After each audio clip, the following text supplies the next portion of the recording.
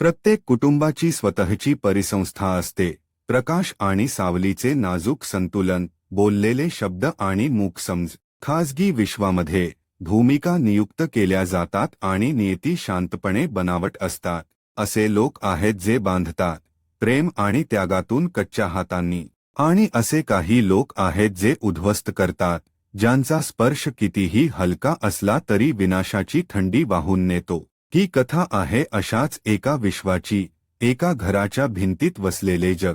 ही 3 आत्म्यांची एक दंतकथा आहे, जी रक्ताने बांधलेली आहे आणि रचनेने तुटलेली आहे. एक माणूस जो शैतान बनला, एका राक्षसी कृत्याने नाही, तर हजारो लहान त्यागातून. एक स्त्री जी देवदूत बनली, ती दैवी कृपेने नव्हे, तर अथक पृथ्वीवरील सहनशक्तीने. आणि एक मुलगी, जो त्यांचा सामायिक वारसा होता, परंतु त्याऐवजी त्यांच्या लढाऊ स्वभावासाठी अंतिम, दुःखद युद्धभूमी बनली.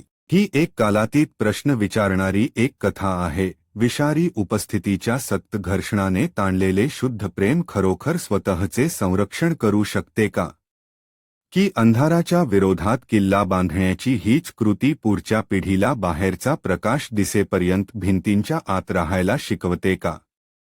चांगुलपणाचे शस्त्र कसे बनवता येते, भक्ती कशी साखळीत वळविली जाऊ शकते आणि सर्वात गंभीर शोकांतिका ही नेहमीच अचानक घडणारी दुर्घटना नसून आत्म्याचा मंद, शांत गुदमरणे कशी असते याचा हा एक इतिहास आहे. तर मग, शैतान, देवदूत आणि पलटलेली मुलीची कथा ऐका आणि जाणून घ्या की सर्वात गर्द वादळे आकाशात सुरू होत नाहीत तर मानवी हृदयाच्या शांत, दुर्लक्षित कोपऱ्यात सुरू होतात.